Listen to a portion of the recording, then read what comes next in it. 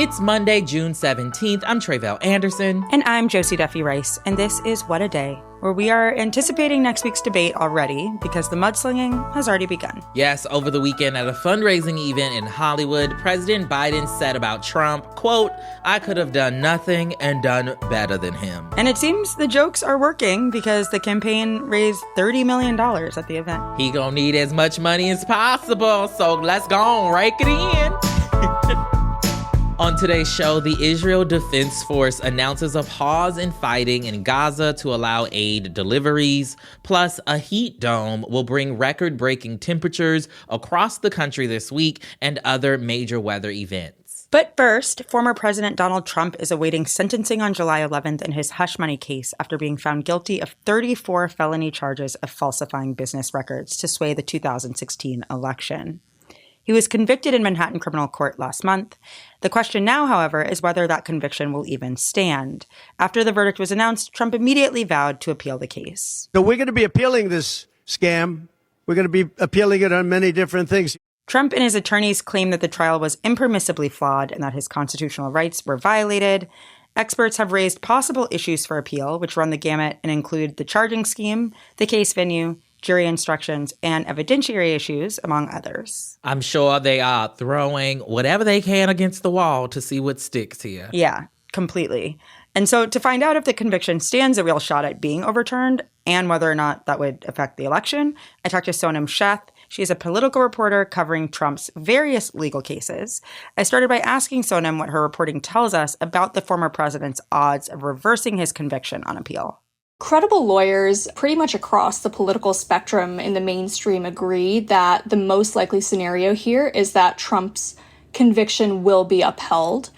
But what I did find is that there is a pretty sizable minority of legal experts who don't love the former president, but who think that he has a surprisingly large chance of overturning his conviction.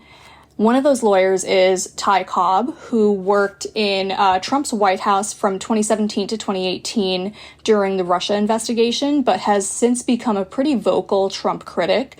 For example, he recently signed on to a Supreme Court brief arguing that Trump's absolute immunity claim should not be granted by the Supreme Court. He's also never voted for Trump, and he recently told the Washington Post that he would vote for Biden in November if that's what's required to stop Trump.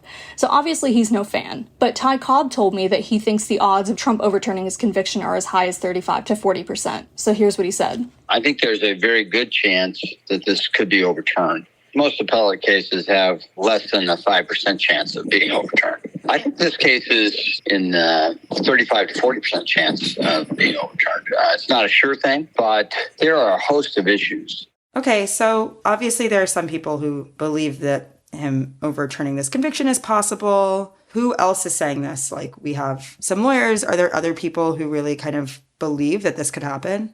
Yeah, so in addition to Ty, I also spoke to a lawyer who works in Joe Biden's Department of Justice, who is also a former prosecutor.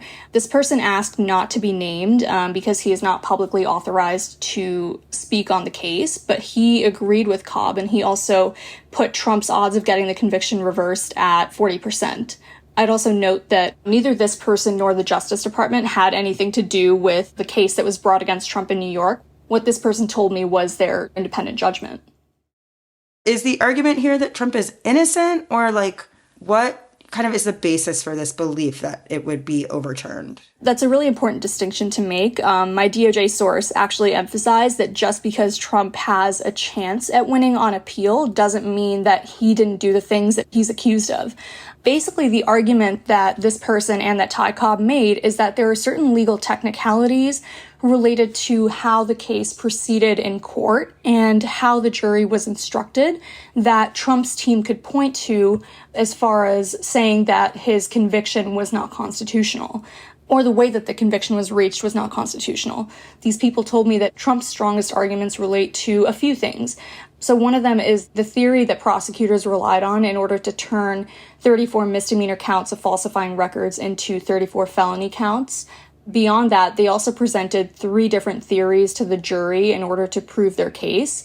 And the judge who was overseeing this case said that jurors didn't have to agree on a singular theory to reach a conviction. So they didn't have to agree on a specific way that Trump may have violated the law in order to say that he was guilty. So Trump's lawyers can point to this, according to my sources, and argue that the jury may have been confused and didn't know which theory they were convicting Trump on.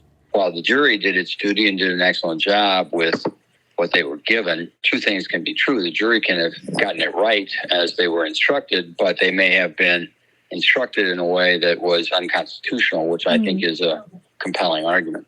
So there are some people who think he has a case for getting his conviction overturned, obviously. What about the other side? What are those lawyers saying? People who think that this is a strong conviction that really doesn't have a chance on appeal. You know, a lot of other lawyers, most other lawyers, disagree with them strongly. I also spoke to Rebecca Royfee, who is a former Manhattan DA prosecutor, who told us that the odds of Trump getting his conviction reversed are low. She also thinks that the argument that the jury should have been unanimous on a singular theory is, quote, a dead end. I also spoke to Harry Sandick, who is a former prosecutor from the Southern District of New York, the Manhattan U.S. Attorney's Office, who told us, that while it's true that some convictions are reversed, the majority of them are upheld. And so from that lens, he thinks that 40% is too high a chance. What about timing here? Like, obviously, we have an election coming up. Is there really any chance that this is overturned before the election? No, there's almost no chance. Trump will almost certainly still be a convicted felon by the time we reach Election Day in November. From a scheduling and a timing perspective, the next thing that's going to happen is Trump's sentencing hearing on July 11th. After that, Trump will probably try to get the fastest appeal that he can, but pretty much no one thinks that he's going to get a ruling on this before the election. That was my conversation with Sonam Sheth, a political reporter covering Trump's various legal cases.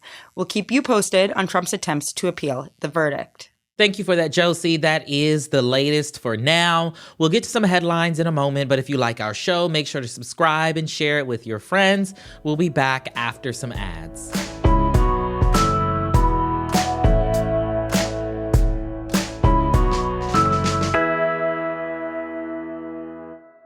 With the Atlanta Journal-Constitution, make staying informed part of your routine. Start your morning with the latest updates on the AJC app. Bring the Politically Georgia podcast with you on your daily commute and end your day with our in-depth articles and videos. Subscribe now at ajc.com. Hey, I'm journalist Sam Sanders. I'm poet Saeed Jones. And I'm producer Zach Stafford, and we are the hosts of a podcast called Vibe Check. On Vibe Check, we talk about everything. News, culture, and entertainment, and how it all feels. That's right. We talk about any and everything on our show, from real-life issues like grief to music and movie critiques. And that barely scratches the surface. Yes, indeed. And it doesn't stop there. We have got a lot to say. So join our group chat, Come to Life. Follow and listen to Vibe Check wherever you get your podcasts.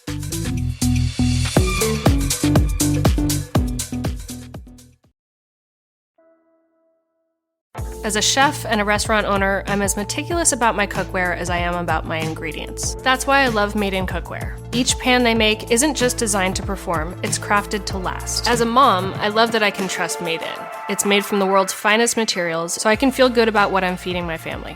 I'm Chef Brooke Williamson, and I use Made in Cookware. Shop chef quality pots and pans at madeincookware.com. Now let's wrap up with some headlines. Headlines. Ukraine and Western leaders have rejected a ceasefire plan floated by Russian President Vladimir Putin to end the war in Ukraine. Putin presented his plan on Friday. He called on Ukraine to withdraw troops from the 4 regions in East and South Ukraine that Moscow illegally annexed in 2022, and also renounced plans to join NATO, among other demands. The annexation was a power move to show the West that Russia would not back down. Ukrainian officials dismissed the proposal almost immediately. President Volodymyr Zelensky called the plan, quote, an ultimatum, and compared it to Hitler's march across Europe before the outbreak of World War II. Italy's prime minister and Germany's chancellor also denounced the plan. They were among officials from around 90 countries who gathered in Switzerland over the weekend for a peace summit organized by Ukraine to discuss ways to end the war. Russia was not invited, and most of the attending countries signed on to a joint statement Sunday calling for, quote, dialogue between all parties, but offered no specifics on how Ukraine and Russia could even begin to negotiate peace. The Israeli military announced on Sunday that it would pause fighting in the daytime hours so that more humanitarian aid can reach Palestinian civilians. The designated area is a route of about 7 miles near Rafah. Fighting will be paused from 8 a.m. to 7 p.m. local time. According to the Israeli military, aid trucks will be able to pass the Israel-controlled Kerem Shalom crossing, increasing the amount of aid to parts of the region like Han Yunis in central Gaza. Israeli Prime Minister Benjamin Netanyahu has publicly opposed these plans to pause the fighting, but according to the New York Times, analysts say that the Prime Minister likely knew about these plans in private and is tailoring his response to different audiences. The announcement of this pause came on the first day of the Islamic holiday Eid al-Adha. Meanwhile, the Israeli military made it clear that its priority is still the operation in Rafah. Fighting has also ramped up between Israel and the Iran-backed group Hezbollah recently. Over the weekend, Israel launched a fire weapon into Lebanon. The device, which looks like a catapult, has hardly been used since the 16th century.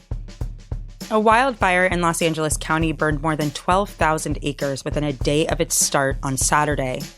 The blaze, which has been named the Post Fire, has prompted the evacuation of around 1,200 people in Hungry Valley Park, just north of Los Angeles. The National Weather Service issued a warning for I-5, the major California highway running through the state's Central Valley.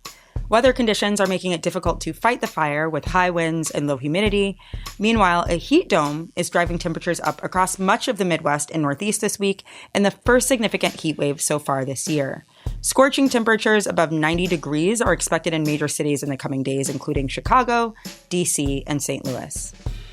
And finally, some news from across the pond. Kate Middleton made her first official public appearance since late last year. In March, Middleton said she would be stepping away from her public duties while she receives chemotherapy treatment for an unspecified form of cancer. The Princess of Wales was spotted at Buckingham Palace during the Trooping the Colour Parade on Saturday, an annual occasion celebrating King Charles III's birthday.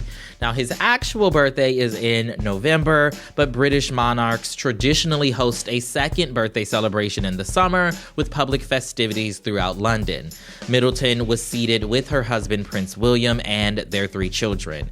She released a statement ahead of the parade detailing her plans to attend. She wrote, quote, "I am making good progress, but as anyone going through chemotherapy will know, there are good days and bad days." She also said that she has a, quote, "few more months of treatment ahead of her." Perhaps the fact that she was seen publicly can quell some of the conspiracy theories that really made headway on social media. Well, hopefully they will not be saying those things anymore. Yeah. And those are the headlines. One more thing before we go, Crooked is going big because we refuse to go home. Learn more about our efforts in support of organizations fighting in states where conservatives are banning gender-affirming care and targeting trans youth at the exact moment they need us the most. We are aiming high because these right-wing fools are going low. Head to crooked.com/pride for more info.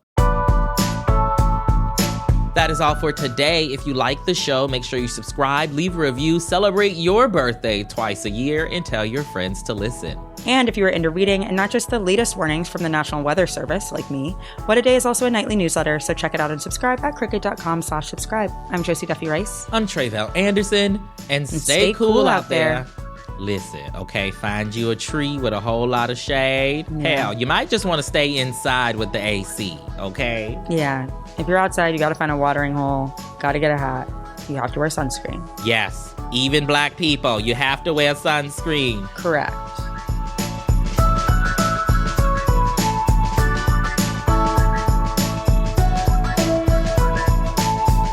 What a Day is a production of Crooked Media. It's recorded and mixed by Bill Lance. Our associate producers are Raven Yamamoto and Natalie Bettendorf. We had production help today from Michelle Alloy, Greg Walters, and Julia Clare. Our showrunner is Erica Morrison, and our executive producer is Adrian Hill. Our theme music is by Colin Gilliard and Kashaka.